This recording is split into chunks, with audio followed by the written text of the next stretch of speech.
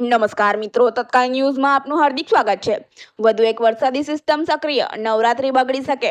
21 September સુધી રાજ્યમાં મેઘમહેરની આગાહી, 18-19 ગાજવીજ સાથે ભારે વરસાદની ચેતવણી। હવામાન વિભાગ દ્વારા આગામી 7 દિવસ એટલે કે 15 સપ્ટેમ્બરથી લઈને 21 સપ્ટેમ્બર સુધી રાજ્યમાં હળવાથી મધ્યમ વરસાદની આગાહી કરવામાં આવી છે, જેમાં સૌરાષ્ટ્રમાં હળવાથી મધ્યમ વરસાદની સંભાવના રહેશે। રાજ્યમાં આગામી 5 દિવસ એટલે કે 15 સપ્ટેમ્બરથી લઈને 19 સપ્ટેમ્બર સુધી ગાજવીજ સાથે વરસાદની ચેતવણી આપવામાં આવી છે। નવરાત્રીમાં હવામાન વિભાગ દ્વારા હળવાથી મધ્યમ વરસાદની આગાહી આપવામાં આવી છે।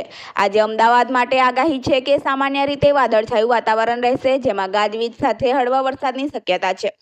સૌરાષ્ટ્રમાં પણ 15 સપ્ટેમ્બર અને પછીના દિવસે 18 અને 19 સપ્ટેમ્બર માટે ગાજવીજ સાથે વરસાદની ચેતવણી આપવામાં આવી છે।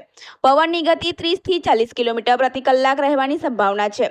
હાલમાં ઉત્તર ગુજરાતના દરિયાઈ કાંઠાના વિસ્તારોમાં પવનની દિશા પશ્ચિમ દિશાથી છે અને પવનની ગતિ 15 થી 20 કિલોમીટર પ્રતિ કલાકની ઝડપે છે।